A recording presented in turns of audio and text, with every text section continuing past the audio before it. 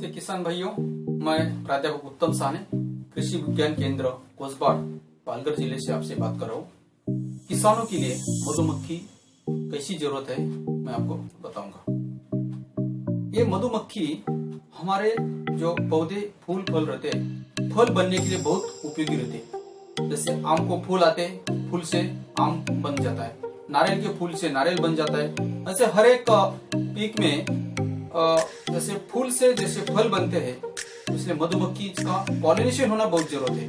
मधुमक्खी का विजिट हमारे क्रॉप के ऊपर होना बहुत जरूरत है। हमारे यहाँ पे जितने भी पीक होते हैं, जितने भी फल पौधे होते हैं, उससे 80% फल पौधे के लिए मधुमक्खी की जरूरत है। अब बोलेंगे एक कैसे?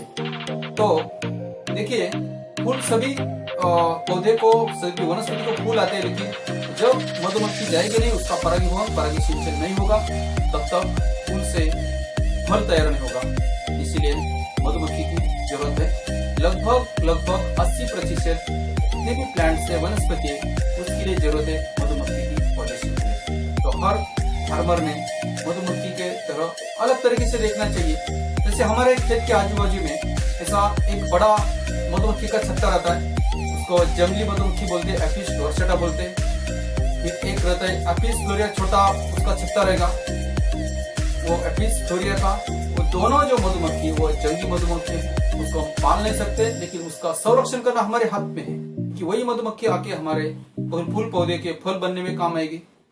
और दूसरे जो हम पालने वाली जो मधुमक्खी है, जैसे हम बॉक्स में पाल सकते हैं, इसको एपिस सेरेना इंडिका है, फिर दूसरा ट्राइगोना है और एपिस मेलिफेरा। ये तीनों जात की मधुमक्खी हम बॉक्स में पाल सकते हैं, एक खेत से दूसरे खेत में ले जा सकते हैं।